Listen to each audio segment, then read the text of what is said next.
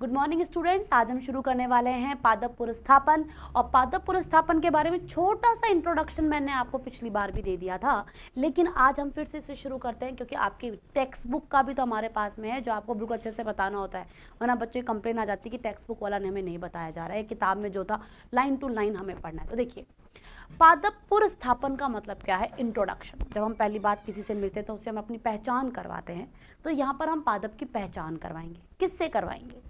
नए जलवायु क्षेत्र से, कि भाई हम तुम्हें कहीं और से लेकर आ रहे हैं, अब अपने यहाँ पर तुम्हें उगाने वाले हैं, तो इस जलवायु क्षेत्र से उसकी पहचान करवाने को हम क्या बोलते हैं, किसी जलवायु क्षेत्र में उसकी पहचान करवाने को हम पुनर्स्थापन कहते हैं। अगर ये पहचान बहुत अच्छे से हो गई और पादप वहाँ पे वृद्धि कर गया, इसका मतलब पादप ने उस जलवायु के अनुरूप अपने आप को क्या कर दिया, अनुकूल कर लिया है या नहीं है।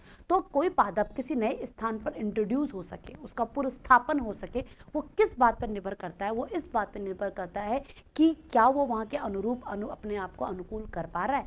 अगर अनुकूल हो गया तो बहुत अच्छी बात है, और नहीं हुआ तो फिर पादप प्रजनक को कुछ ना कुछ तैयारियां करनी पड़ेगी या कुछ इस तरीके के तरीके अपनाने पड़ेंगे ताकि उस पादप को उस क्षेत्र के अंदर वो क्या कर सके, उगवा सके। तो देखिए, पादप पुनर्स्थापन का मतलब ही था किसी पादप को किसी क्षेत्र में या नए जलवायु क्षेत्र के अंदर उतारना या उस जलवायु क्षेत्र से उसकी पहचान करवाना, जिसके लिए पादप के अंदर अनुकूलता होना जरूरी है। अब ये जो पादप पुनर्स्थापन होता है, ये बेसिकली आपके पास में कितने प्रकार का बोला गया है? 2 प्रकार का बोला गया है। एक तो आपके पास में बोला गया है प्राथमिक पादप पुनर्स्थापन, और एक आपके पास में बोला गया है बच्चा जी द्वितीयक पादप पुनर्स्थापन। तो देखिए, प्राथमिक पुनर्स्थापन के अंदर बेसिकली क्या होता है। देखिए, प्राथमिक पुनर्स्थापन में आप किसी पादप को जैसा लेकर आए, आपने उसको एज इट इज वैसा का वैसा ही उस क्षेत्र में उगा, किसी नए क्षेत्र में लगा दिया, तो उसे आप क्या बोलते हैं? प्राथमिक पुनर्स्थापन बोलते हैं। जैसे कि इसका हम एग्जाम्पल ले लेते हैं। फॉर एग्जाम्पल, हम मैक्सिको से, कहाँ से? हम मैक्सिको से सोनार 63 या 64 नाम का क्या लेकर आए थे, प्लांट लेकर आए, और उसे कहाँ पर लेकर आए? उसे हम लेकर आए भारत देश के अंदर। तो मैक्सिको से हमने उसे भारत में लाकर एज इट इज़ क्या कर दिया, जब उगा दिया, तो ये बेसिकली हमारे पास में क्या रहा? प्राथमिक पुनर्स्थापन रहा, और वो यहाँ पर आसानी से भारत मैक्सिको से कहाँ पर आकर, भारत में आकर उग भी गया। लेकिन अगर ऐसा नहीं हो पाता और हमें उसमें कुछ परिवर्तन करने पड़ते, फिर हम उसको उगाते, तो उसे हम क्या कहते हैं? द्वितीयक पुनर्स्थापन कहते हैं। तो देखिए, पुनर्स्थापन को पहले हम आपकी किताब के हिसाब से समझते हैं। पुनर्स्थापन के द्वारा एक ही वर्ष में अति शीघ्र शस्य सुधार किया जा सकता है, परंतु इसकी सफलता किस पर निर्भर करती है? अनुकूलता पर। बिल्कुल सही बात है। अभी पिछले ही महीनों गर्मी का मौसम गया, और गर्मी में आम, जो कि फलों का राजा है, वो सबका पसंदीदा होता है। जनसंख्या तेजी से बढ़ रही है, तो डिमांड भी बहुत आम की बढ़ी, लेकिन सप्लाई करने के लिए खेत हमारे पास सीमित रह गए। तो हमने क्या सोचा कि भाई कोई एक आम की किस्म है जिसकी डिमांड बहुत ज़्यादा आ रही है, तो हम इसे दूसरे क्षेत्रों में भी क्या करें, उगाएं, ताकि उत्पादन में वृद्धि की जा सके। मान लीजिए कोई एक एक्स प्रजाति है आम की जो एमपी में ही हो रही थी, या फिर कहाँ पर हो रही थी, राजस्थान में ही हो रही थी। हम चाहते हैं हम इसे यूपी में भी उगा दें, हम इसे जाके गुजरात में भी उगा दें, महाराष्ट्र में भी उगा दें, तो वहाँ पर उसे उत्पादन बढ़ाया जाएगा, है नहीं है। लेकिन ये सभी कब संभव हो पाएगा? जब ये एमपी या राजस्थान में उगने वाली प्रजातियाँ, ये जो हम यूपी, महाराष्ट्र, गुजरात में उगाना चाहते हैं, वहाँ के जलवायु क्षेत्र के क्या हो, अनुकूल हो। अगर अनुकूल होंगी तो उग जाएंगी, नहीं होंगी तो फिर देखते हैं हम क्या करते हैं, है नहीं। तो देखिए, किसी पौधे अथवा पौधे का नए परिवर्तित वातावरण में अभ्यस्त होना, तब तक अपने आप को वातावरण के अनुकूल बना लेना ही उसका क्या कहलाता है? अनुकूलन कहलाता है। अब देखिए, ये पादप पुनर्स्थापन 2 प्रकार का होता है, जिसके बारे में हम ऑलरेडी बात कर चुके हैं। आपकी किताब के अकॉर्डिंग देखते हैं। सबसे पहला आप लोगों के पास में आता है प्राथमिक पुनर्स्थापन। अच्छे से सुनेंगे। जब पुनर्स्थापित किस्म को बिना किसी चयन के, आपने कुछ चयन नहीं किया, आप रैंडमली ऐसे ही उठाकर लेकर आ गए, या नई किस्म के रूप में बदले, उसको एज इट इज जैसी है उसको ऐसी ही क्या कर दिया जाए, खेती के लिए वितरित कर दिया जाए, तो इसे प्राथमिक पुनर्स्थापन कहते हैं। बिल्कुल सही बात है। सोनार 63 और 64 के जो बीज लाए गए, उन्हें ऐसे ही किसानों को दे दिया गया बिना उसमें कोई परिवर्तन किए, और वो हमारे यहाँ पर लगी भी, हमारे जलवायु के अनुरूप अपने आप को अनुकूल भी किया, और हमें फसलें भी प्राप्त हुई, तो इसे हम क्या बोलेंगे? पादप पुनर्स्थापन बोलेंगे। लेकिन द्वितीयक पुनर्स्थापन क्या है इसे देखिए। जब पुनर्स्थापित किस्मों में चयन करके या उनका किसी स्थानीय किस्म से क्या किया जाए, संकरण करके उन्हें और उन्नत बनाने के बाद किसी क्षेत्र के अंदर उनकी पहचान करवाई जाए या उनका पुनर्स्थापन किया जाए या उनका इंट्रोडक्शन किया जाए, तो इसे हम द्वितीयक पुनर्स्थापन कहेंगे। और इसके एग्जाम्पल को आप थोड़ा सा ऐसे समझिए। देखिए, हम मैक्सिको से जो सोनार 63-64 लेकर आए उसे हमने ऐसे ही उगाया और वो यहाँ पर उग भी गई बड़ा आराम से थी। लेकिन एक प्रॉब्लम आई। क्या प्रॉब्लम आई? इसके जो बीज थे, इन बीजों का जो रंग था, ये बीज जो थे, इन बीजों का जो रंग था, ठीक है, वो कैसा था बच्चा? लाल था। और हमारे देश में बहुत सी चीज़ें मन के विश्वास पर चलती, तो लाल रंग के आटे को खाना हमारे यहाँ लोगों ने क्या नहीं किया? स्वीकार नहीं किया। तो हमने क्या किया? हमने सोचा कि क्यों ना हम एक काम करें, हम ये जो सोनार 63 है, जिसकी हमें कौन सी गुण चाहिए कि इसकी जो तने की लंबाई है वो बहुत कम है, इसकी उपजाऊता बहुत ज़्यादा है, इसकी न्यूट्रिशनल वैल्यू या पोषक तत्वों की मात्रा इसमें बहुत ज़्यादा, ये वाले गुण ले ले। और हमारी खुद की जो देसी किस्म है, ठीक है, देसी किस्म है, इसका हम क्या ले ले? बीजों के रंग वाला, बीजों के रंग वाली जीन को हम मानकर, ठीक है, इन दोनों के बीच में क्रॉस करवाएं। और हमने क्या बनाई? एक नई प्रजाति बनाई जिसमें हमारे पास इन दोनों प्रजातियों के ही ऐच्छिक गुण उपस्थित थे। और अब हमने इसे गाया तो इसमें कुछ परिवर्तन करके, किस्मों में कुछ परिवर्तन करके, देशी किस्मों से संकरण करवाकर नई किस्म बनाकर फिर हम क्या कर रहे हैं? उसे किसी जलवायु में उतार रहे हैं, किसी क्षेत्र में उतार रहे हैं। तो उसे हम क्या कह देते हैं? उसे हम कह देते हैं द्वितीयक पुनर्स्थापन। तो इस तरीके से पुनर्स्थापन आपके पास में दो तरह का हो गया, एक प्राथमिक पुनर्स्थापन हो गया और एक द्वितीयक पुनर्स्थापन हो गया। लेकिन ये पुनर्स्थापन की आपने डेफिनेशन को देख लिया, आपने ये भी देख लिया कि इसके लिए सबसे पहले पादप को अनुकूल होना होगा और ये दो तरीकों से होगा। लेकिन इस सब के अंदर कुछ, इस प्रक्रिया के अंदर कुछ चीज़ें हैं जो स्टेप है वो आपको ध्यान में रखनी होगी। चलिए अब हम उन्हीं एक एक स्टेप के बारे में क्या करते हैं? बात करते हैं। यानी पादप पुनर्स्थापन की प्रक्रिया कैसी रहती है, हम इसके बारे में बात करते हैं। तो देखिए, पादप पुनर्स्थापन की जो प्रक्रिया या प्रोसीजर है उसके अंदर सबसे पहला काम क्या आता है? अर्जन। सही बात है भाई। आपको मान लीजिए एमपी में उगने वाले एक एक्स प्रकार प्रजाति का जो आम है उसे गुजरात या महाराष्ट्र में उगाना है, तो या तो आपके पास में उस पादप के बीज होने चाहिए या फिर क्या होने चाहिए? आपके पास के अंदर वहाँ की है ना उस पादप का भाग होना चाहिए। या आप किसी और दूसरे देश से कोई नई प्रजाति को लेकर आए, जैसे कि हम गेहूं की सोनार 63 या 64 लेकर आए, तो या तो उसके बीज या पादप भाग हमारे पास होने चाहिए जिससे हम नए पादप को उगाएंगे। और आपको खुद को पता है वे भाग या वे चीज़ें जिनसे आप नए पादप को उगाते हैं उसे आप क्या कहते थे? जनन द्रव्य। तो सबसे पहले आपको जनन द्रव्य को क्या करना पड़ेगा? अर्जित करना पड़ेगा, लेना पड़ेगा अपने किसी और क्षेत्र से या किसी और देश से, आप कहीं से भी लेकर आए हो उसे। तो देखिए, अर्जन, जिसे आप अंग्रेजी के अंदर और क्या बोल सकते हैं, जिसे इंग्लिश के अंदर हम प्रोक्यूरमेंट भी बोल सकते हैं। तो वांछित जनन द्रव्य या किस्म जो भी आपको चाहिए उसको प्राप्त करने की विधि को ही क्या बोला जाता है? अर्जन। अब देखिए बेटा, जब आप किसी चीज़ को नए क्षेत्र में लेकर जाते हैं तो वहाँ की जो लोकल कीटाणु, जीवाणु या खरपतवार आपकी लाई हुई किस्म को क्या कर सकते हैं? नुकसान पहुँचा सकते हैं, है या नहीं है?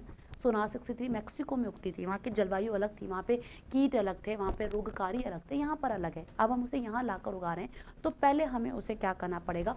कुछ समय के लिए क्वारंटीन करना पड़ेगा। जैसे कि अभी हम कोविड में अपने आप को बचाने के लिए क्वारंटीन हुए, संगरोध हुए, तो आपको उसको क्या करना पड़ेगा? संगरोध करना पड़ेगा। तो एक बात तो है भाई, आप ही लोगों को पता है कि क्वारंटीन का हिंदी में मतलब क्या है, वरना ज़्यादातर लोगों को क्वारंटीन का हिंदी में मतलब नहीं पता। और आपके साथ साथ मुझे भी पता चल गया है कि क्वारंटीन को हिंदी में क्या बोला जाता है? संगरोध बोला जाता है।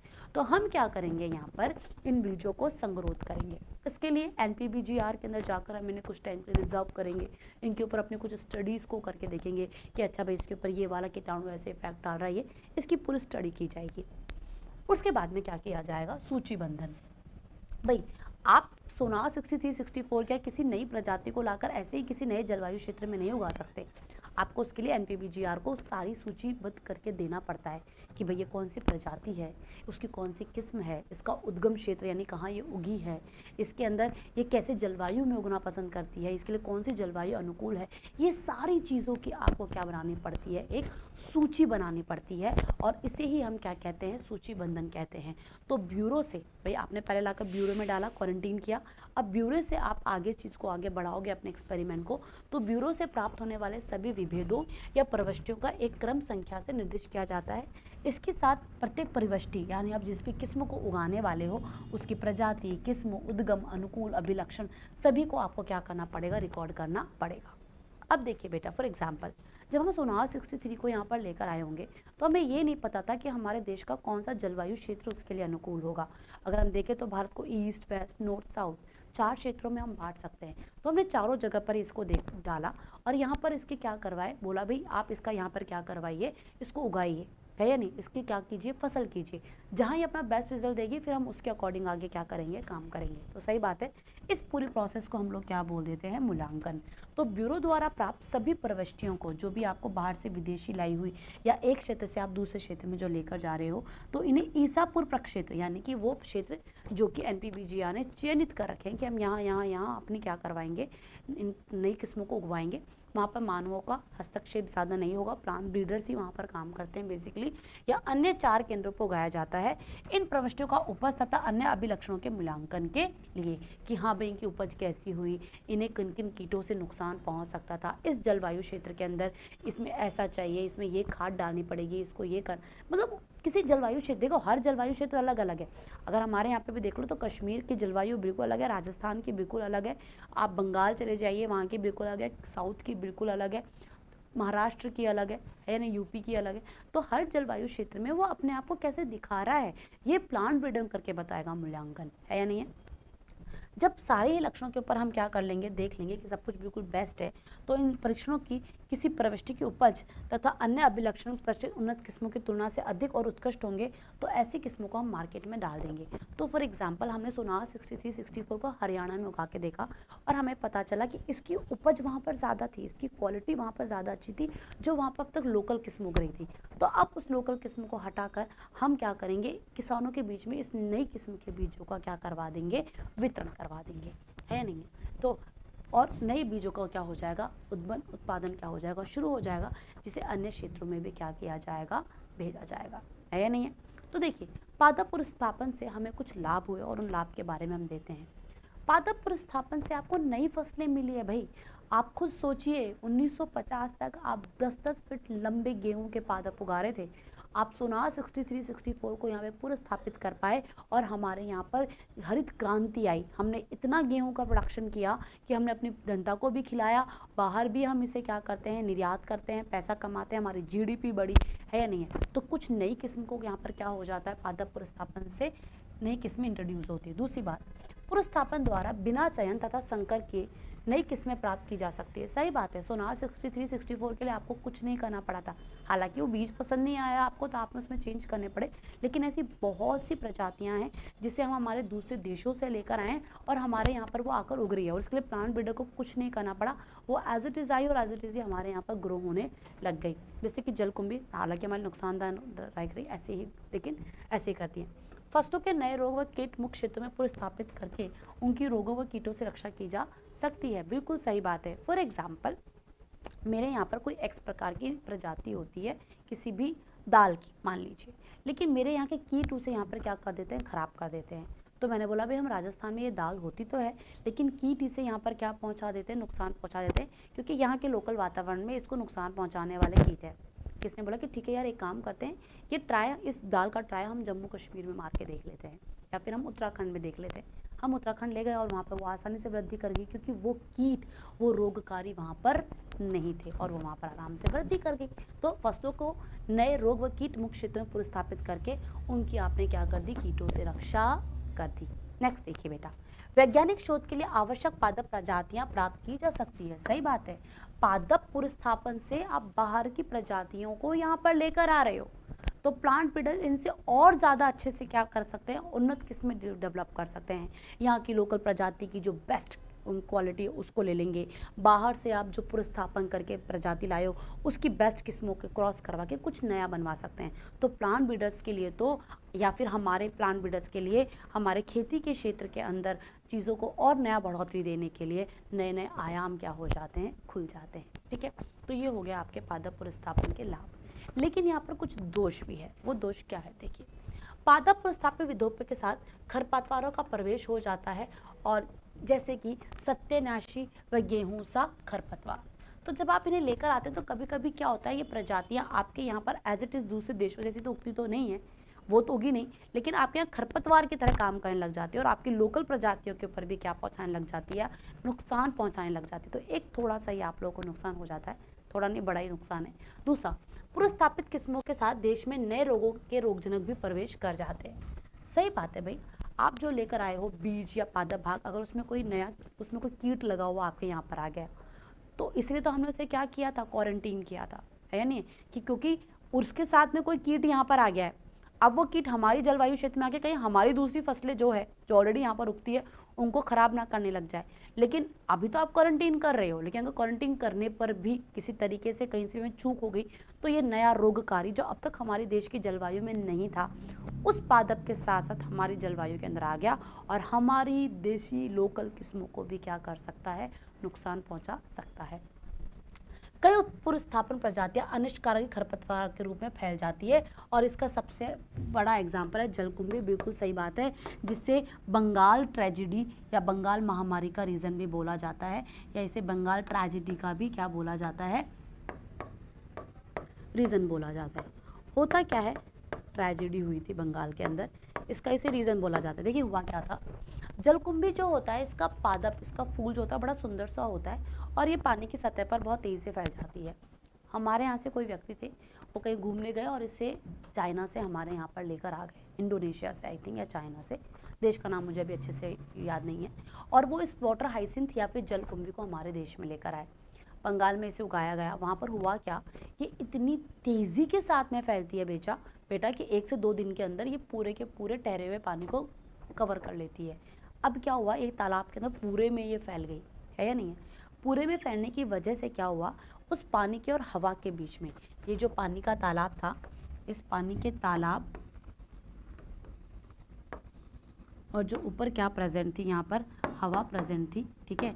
इस हवा के बीच में जो गैसों का आदान प्रदान था, ठीक है, वो क्या हो गया बच्चा, रुक गया। उसकी वजह से इसके अंदर मिलने वाली जो जलीय प्रजातियां थी, ठीक है, जो पौधे थे, वो क्या होने लगे, अंदर ही अंदर मरने लगे और सड़ने लगे। ऐसे ये पूरा पानी भी सड़ गया। जब इसे मवेशियों ने और वहाँ के लोकल रहने वाले लोगों ने पिया तो उनकी भी डेथ होने लगी और ये बहुत बड़ी महामारी का, या आप कह सकते हैं एक बहुत बड़ी या दुखद घटना का क्या बना था, रीज़न बना था। तो देखिए पादप पुनर्स्थापन से कितने जंतुओं, कितने मनुष्यों और कितने ही पादपों की क्या हुई, मृत्यु हुई। ठीक है, आगे देखिए, कुछ प्रस्थापित प्रजातियों से पारिस्थितिकी संतुलन पर प्रभाव पड़ता है। देखिए यूकेलिप्टस से भूमिगत जल भंडारों में क्या आई, कमी आई, क्योंकि यूकेलिप्टस जो होते हैं ये पानी को सुखाने लग जाते हैं, इतने लंबे थे, ठीक है, ट्रांसपिरेशन में तेज़ी के साथ में होता है और इसकी वजह से क्या हुआ, पारिस्थितिकी तंत्र पर बहुत प्रभाव आया। तो ऐसा नहीं है कि आप कोई पादप प्रजाति यहाँ पर लेकर आ रहे हैं तो वो आपके लिए बिल्कुल ठीक ही होगी, इसीलिए आप उसे एज इट इज़ नहीं उगा सकते हैं। पहले आपको NPVGR के सारे मापदंडों को पूरा करना पड़ता है, उसके बाद ही क्या किया जाता है, किसी नई किस्म को नए क्षेत्र में क्या किया जाता है, पुनर्स्थापित या फिर इंट्रोड्यूस किया जाता है। चलिए अब इसके बाद में हम आगे की तरफ जाते हैं। पादप पुनर्स्थापन की हमारे देश में अब तक क्या क्या उपलब्धियां रही, यानी ऐसा क्या क्या है जो अब तक हम अपने देश के अंदर पादप पुनर्स्थापन की तरफ से बना चुके हैं। तो देखिए, पादप पुनर्स्थापन द्वारा अनेक फसलें व किस्में प्राप्त हुई है और ये आपसे एग्जाम्पल पूछी जा सकती है। तो आपसे कुछ तो नई फसलें ही पूछी गई है और कुछ फसलों के अंदर आपने नई किस्म लाकर शुरू कर दी, जैसे कि चावल की आप नई किस्म लेकर आ गए, फसल तो पहले भी आपके उसकी नई किस्में लेकर आ गए हैं।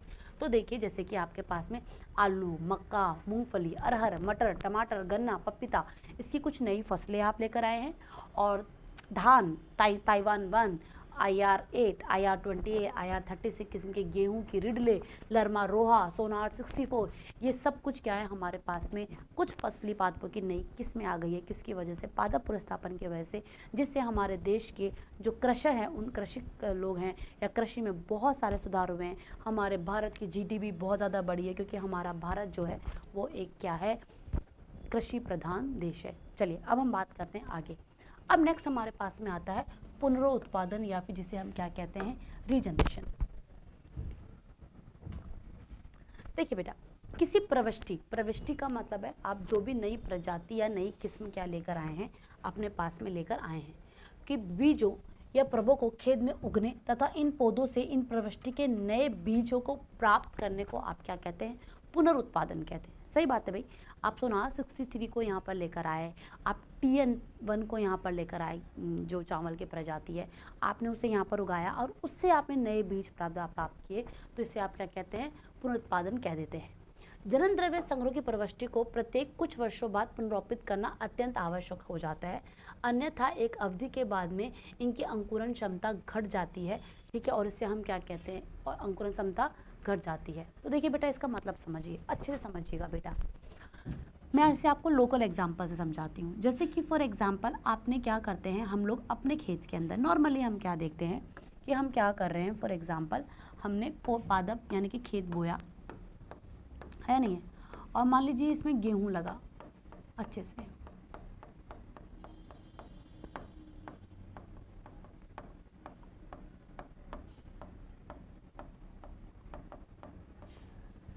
अब यहाँ से हमें क्या मिला, यहाँ से हमें मिला है बीज।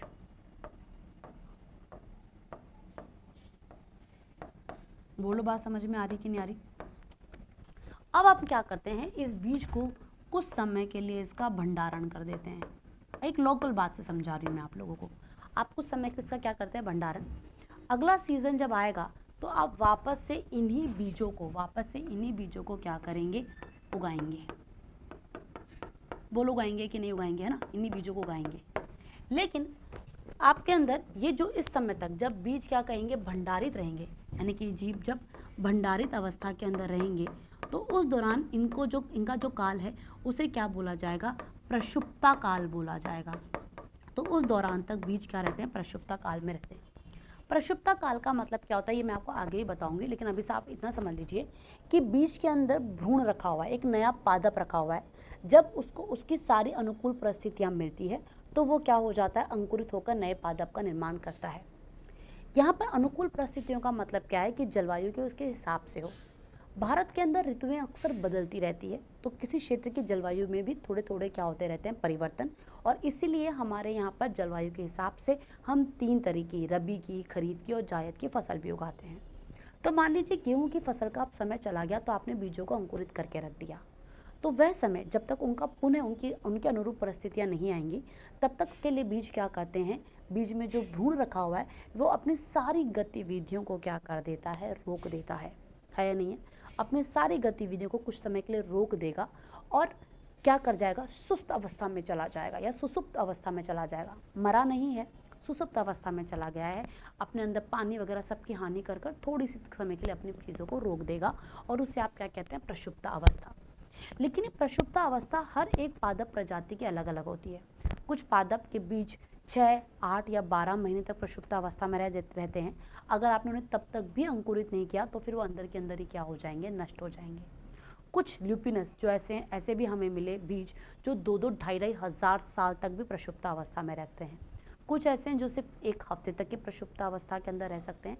तो सबकी ये प्रक्षुप्त अवस्था यानी कि अपनी सारी जैविक क्रियाओं को रोक लेना अपने अगले आने वाले अनुकूल परिस्थितियों तक, ये अलग अलग होती है। अब पुनरुद्भवन यही कहता है कि आपके पास जो भी पादप भाग या जो भी जनन द्रव्य आपने संरक्षित करके रखा हुआ है उससे आप बार बार कुछ समय काल के अंदर बाहर निकालिए और उसको उगाइए, उसे नया जनन द्रव्य बनाइए, यानी नए बीज या नए भागों का निर्माण कीजिए और फिर उन्हें संरक्षित कर दीजिए। कहीं ऐसा नहीं हो कि आपने किसी पादप भाग या जनन द्रव्य को बहुत लंबे समय के लिए संरक्षित करके रख दिया और इतने लंबे संरक्षण समय में रखने की वजह से वो संरक्षित नहीं होकर खराब ही हो गई, तो फिर आप उससे नए पादप नहीं बना पाएंगे। ठीक है, तो रीजनरेशन करते रहना ज़रूरी है। यहीं पर एक क्या आया, एक शब्द और आया जिसे हम आनुवांशिक अपर्दन भी कहते हैं। कृषि प्रारूप है व उनके जंगली संबंधियों में उपस्थित विविधता में धीरे धीरे में कमी होने को आप क्या कहते हैं, आनुवांशिक अपर्दन भी कहते हैं। ठीक है, तो देखिए पहला आनुवांशिक अपर्दन समझे, उससे पहले आपको क्या समझना पड़ेगा, पुनरुद्भवन, जिसकी हमने सारी की सारी क्या कर ली है, बात कर ली है। कोई दिक्कत है यहाँ तक के अंदर। अब देखिए बेटा, आनुवांशिक अपर्दन क्या है।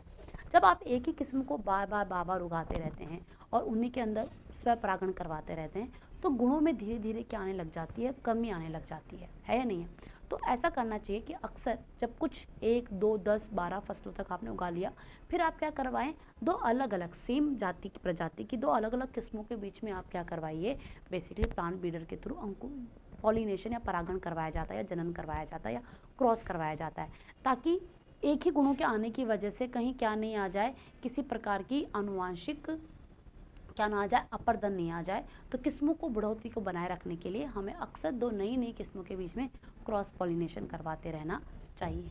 चलिए अब हम आगे बढ़ते हैं। अब आनुवांशिक अपर्दन के मुख्य रीज़न क्या रहते होंगे? ऐसा क्या होता है कि एक लंबे समय तक अगर आप सेम तरीके से ही अपने कृषि के तरीके में चल रहे हैं तो धीरे धीरे आनुवांशिक लक्षणों में या क्वालिटीज़ में जो होता है वो फ़र्क आने लग जाता है, या फिर क्या आने लग जाती है, कमी आने लग जाती है। और देखिए उसके रीजंस देखते हैं हम लोग कुछ। देखिए, विविधतापूर्ण देशी किस्मों के स्थान पर उन्नत किस्मों का व्यापक स्तर पर उगाया जाना। बिल्कुल सही बात है कि आप क्या कर रहे हो, आप उन्नत किस्मों को ज़्यादा उगा रहे हो, तो इससे धीरे धीरे जो आपकी खुद की किस्में थी वो चलती चली जाती, खत्म होती। खेती की सुधरी पद्धति काम बहुत सी फसलों के जंगली प्रारूप समाप्त हो गए हैं। सही बात है बेटा, आपने क्या किया, खेती के अंदर कुछ नए पादपों को ले लिया और उनको आप उगाए जा रहे हो। तो भाई हम क्या कह रहे हैं कि आप जो भी फसल उगा रहे हैं उसे समय समय पर उसकी जंगली प्रजातियों के साथ में क्रॉस करवाते रहिए, वरना क्या होगा, धीरे धीरे जंगली प्रजातियां भी खत्म हो जाएगी, आप एक ही तरह की फसल उगाते रहेंगे। तो जनसंख्या के बढ़ते दबाव के कारण जंगली क्षेत्रों को खेती व चारगाहों के लिए उपयोग में लाना। सही बात है, जनसंख्या जैसे जैसे बढ़ रही है आप जंगलों को काटते चले जा रहे हो, तो ऐसी बहुत सी किस्में आपके पास में हैं जिनकी जंगली किस्में जंगलों में उग रही है और वो आपके लिए बहुत उपयोगी, लेकिन आपने ध्यान ही नहीं दिया। आपने तो क्या करा, बिल्डिंगें सड़कें बनाने के लिए सब चीज़ों को क्या कर दिया, ख़त्म कर दिया। औद्योगिक व आर्थिक विकास के लिए जल विद्युत परियोजनाएं, औद्योगिक क्षेत्र, रेल, सड़कें, भवन आदि के निर्माण से जंगली क्षेत्रों को आप खत्म करें, जिससे जंगली प्रजातियां भी क्या हो रही है, खत्म हो रही है। किसी नई खरपतवार प्रजाति के पुनर्स्थापन के कारण फसलों के जंगली संबंधों का आंशिक या पूर्ण लोप हो जाना। आप कोई नई प्रजाति किसी दूसरे देश से यहाँ पर लेकर आए, आपने उसे यहाँ पर उगा दिया और उसकी वजह से यहाँ की लोकल प्रजातियों के ऊपर क्या आ गया, फ़र्क आ गया और धीरे धीरे वो क्या होती चली गई हैं, ख़त्म हो चली गई है। तो ये सारे रीज़न है। अब हम आते हैं एक नए टॉपिक पे जिसका नाम है सेंटर ऑफ ओरिजिन, या जिसे क्या बोला जाता है, उद्गम क्षेत्र भी बोला जाता है। एक मिनट में पानी पी लेती हूँ।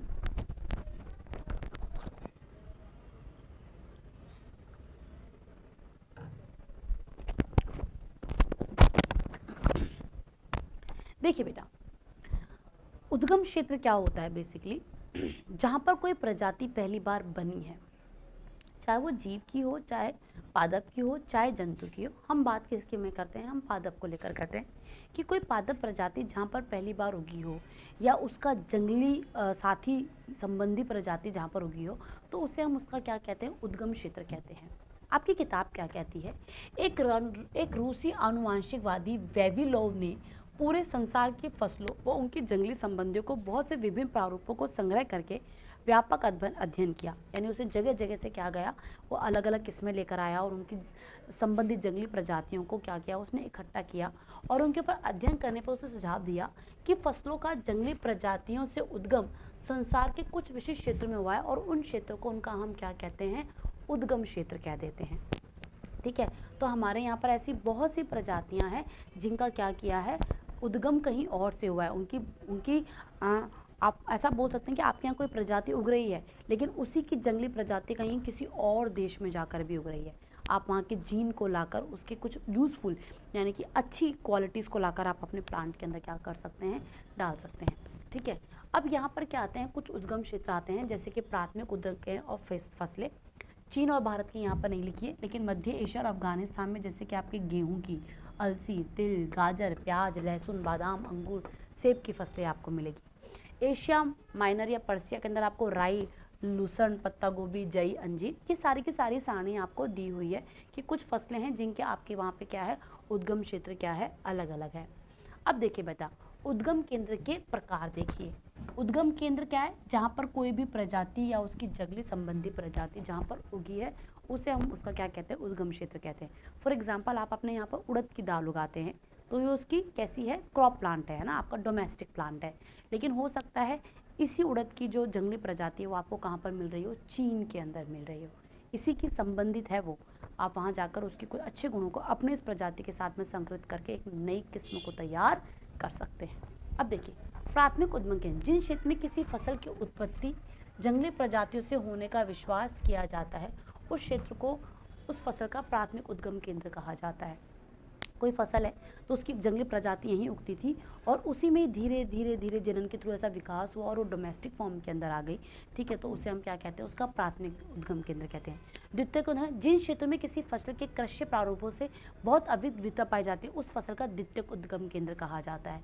यानी कोई फसल आप यहाँ पर लेकर आए नई, ठीक है, जंगली प्रजाति आपने देखी और यहाँ पर जो कोई फसल उगती है उन दोनों के बीच में बहुत सारे परिवर्तन हैं, तो यानी कि उनमें क्या है, वो किसी और क्षेत्र से आई है तो वो उनका द्वितीयक उद्गम क्या हो जाता है, केंद्र हो जाता है, ठीक है। अब आगे की तरफ बढ़ते हैं हम। अब हम आते हैं किसके ऊपर, संकरण पर, या फिर हम किसके ऊपर आते हैं, हाइब्रिडाइजेशन के ऊपर आते हैं। देखिए बेटा, संकरण या हाइब्रिडाइजेशन के बेसिस पर हम जो अपना लेक्चर है, ठीक है, उसको अंदर देखिए। पहले हम आपको थोड़ा सा बेसिक बताएंगे, फिर उसको बाद में बताएंगे कि हम क्या है। हम यहाँ पर ले लेते हैं सबसे पहले मेंडल साहब को कि संकरण होता क्या है। संकरण का मतलब होता है बेटा क्रॉस करवाना। क्या करवाना, क्रॉस करवाना।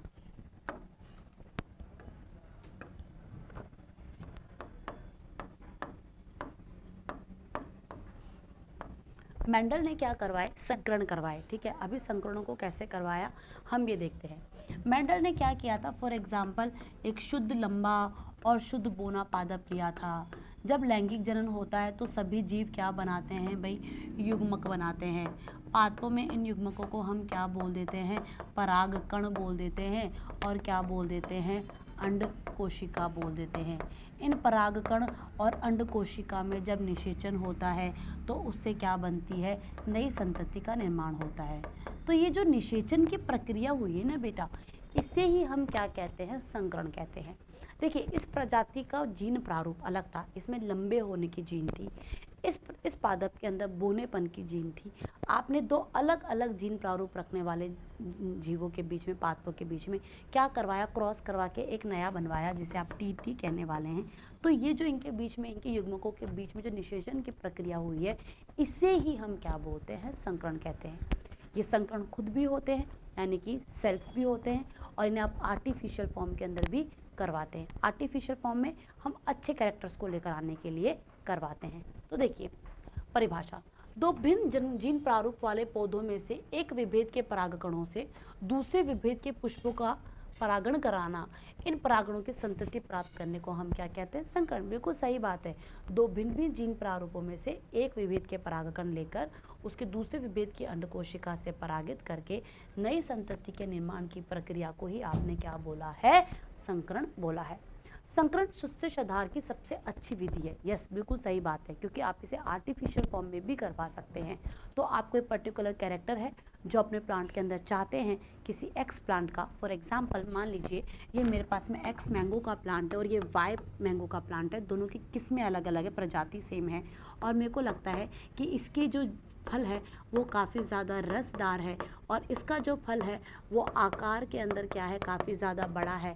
तो मैं इन दोनों के नर व मादा युग्मकों के बीच में संकरण करके एक ऐसी प्रजाति बना सकती हूँ जो कैसी होगी, रसदार भी होगी और साथ ही साथ क्या होगी, आकार में भी काफ़ी ज़्यादा कैसी होगी, बड़ी होगी। बोलो, और इससे क्या होगा, खेती के अंदर क्या आएंगे, नए सुधार आएंगे।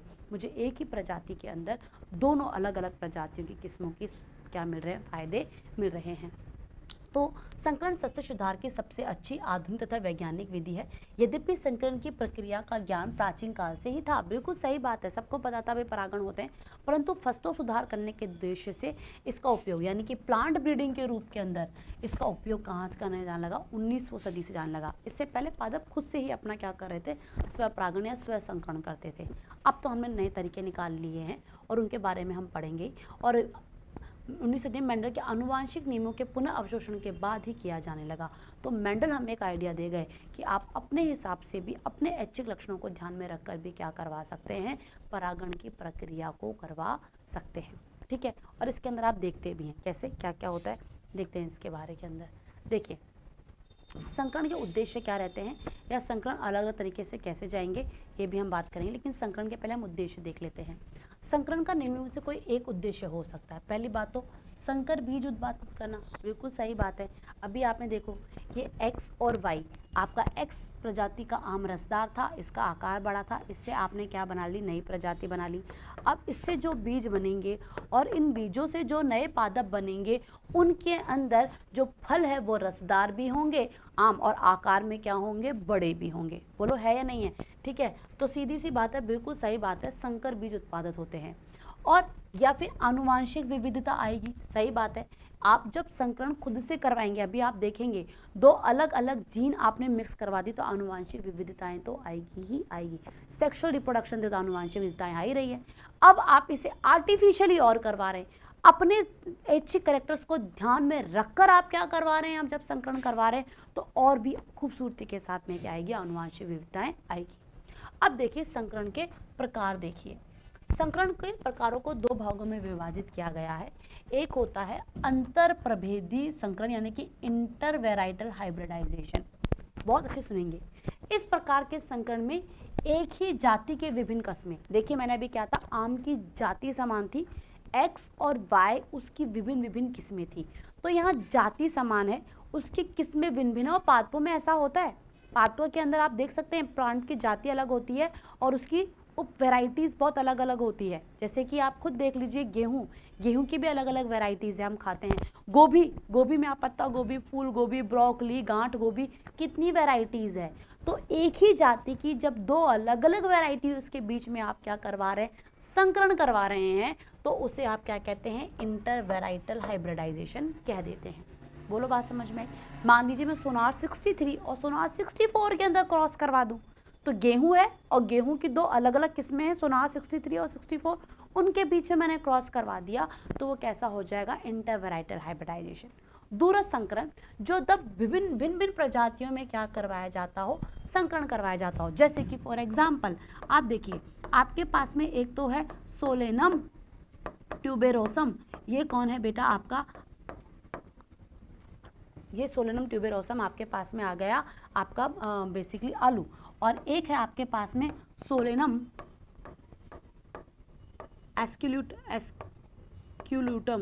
एस्क्यूलेटम, ये आपके पास में कौन आ गया भाई, आपके पास में टमाटर आ गया। दोनों की जीनस यानी कि वंश समान है, पर दोनों की जाति क्या है, अलग अलग है। और इनके बीच में मैं क्रॉस करवा के आजकल हमने पोमेटो बना लिया है। पोटैटो और टोमेटो से एक नई प्रजाति बनाई गई है जिसका नाम आया है पोमेटो निकलकर, तो हमने पोमेटो बना दिया। तो देखिए यहाँ पर क्या हो रहा है, दो भिन्न भिन्न प्रजातियों के संकरण किया जाता है, तो उसे अंतर जातीय आप क्या बोल देते हो, संकरण बोल देते हो। ये दोनों प्रजाति के जो जीन्स है वो समान भी हो सकते हैं और अलग अलग भी हो सकते हैं। मैंने यहाँ पर देख लीजिए समान ले लिए हैं, आप खुद देखिए। सोलेनम ट्यूबेरोसम के अंदर जीनस कौन सा है, सोलेनम है। सोलेनम एस्क्यूलेंटम के अंदर भी जीन कौन सा है, सोलेनम है। और यहाँ पर इन दोनों के बीच के अंदर क्रॉस करवा के हम क्या करवा रहे हैं, जब संकरण करवा रहे हैं तो उसे हम डिस्टेंट हाइब्रिडाइजेशन या दूरस्थ संकरण कह देते हैं। तो वापस से समझ लीजिए, संकरण क्या है, दो प्रजातियों के बीच में जनन करवाने को आप क्या कहते हैं, संकरण कहते हैं, जो स्वयं भी होता है और जो कैसा होता है, क्रॉस फॉर्म के अंदर भी होता है या नहीं है। और ये संकरण दो प्रकार का होता है, अगर एक ही जाति की दो अलग अलग वेराइटीज में आप करवा रहे हो तब तो क्या हो जाएगा, वो आपके पास में इंटर वेराइटल हाइब्रिडाइजेशन हो जाएगा। और जब आप दो भिन्न भिन्न प्रजातियों के बीच में संकरण करवा रहे हो जिनके वंश समान भी हो सकते हैं और असमान भी, जैसे कि मैंने यहाँ पर एग्जांपल लिया है सोलेनम ट्यूबेरोसम और सोलेनम एस्क्यूलेंटम का, तो इन दोनों के वंश तो क्या है, समान है, लेकिन दोनों की जातियाँ क्या है, अलग अलग है। तो जब हम इस तरीके से क्या करवा रहे हैं, संकरण करवा रहे हैं, तो उसे हम क्या कह देते हैं, उसे हम कह देते हैं डिस्टेंट हाइब्रिडाइजेशन। अब देखिए बेटा, संकरण की विधि क्या होती है, तो पादप प्रजनन के लिए संकरण की क्रिया को निम्न 7 चरणों में क्या किया गया है, बांटा गया है। यानी कि आप जब संकरण करवाने जा रहे हैं दो अलग अलग जीवों के बीच में, तो देखिए आपको क्या क्या करना पड़ेगा। तो सबसे पहली बात तो आपको एक योजना बनानी पड़ेगी कि भाई मैं इन दो जीवों के बीच में या दो जातियों के बीच में संकरण करवाने जा रहा हूँ और मुझे उनमें ये लक्षण चाहिए।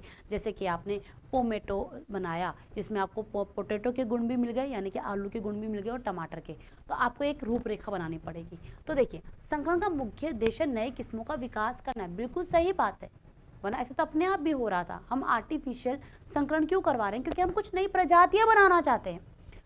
आलू तो अपनी जगह पर अपने आराम से उग रहा था, पुरानी विधि से भी टमाटर भी उग रहा था, लेकिन हम नया टोमेटो बना रहे हैं तो वे नई किस्म को लेकर आ रहे हैं ना। अतः प्रश्न को स्पष्ट निर्णय लेना होता है कि वह किस प्रकार की किस्म का विकास करना चाहता है और वह इस किस्म में किन लक्षणों में क्या चाहता है, सुधार चाहता है या नहीं। दूसरा देखिए, जनकों का चयन। तो सबसे पहले उसे क्या करना पड़ेगा, उसे जनकों का चयन करना पड़ेगा, यानी कि उसे बेस्ट क्या लेने पड़ेंगे, पेरेंट्स लेने पड़ेंगे। इसके लिए बेस्ट पेरेंट्स लेने के बाद में वो उनको भी बहुत टाइम तक उगाएगा और उनका भी मूल्यांकन करेगा। उसके बाद में हो सकता है वो किसी पादप का क्या ले, नर भाग ले और किसी पादप का मादक भाग ले।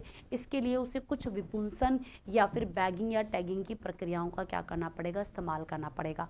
तो अब नेक्स्ट क्लास के अंदर बेटा हम लोग क्या करेंगे, हम संकरण की विधियों के बारे में देखेंगे। तब तक के लिए हमारे साथ में बने रहिए। Thank you so much.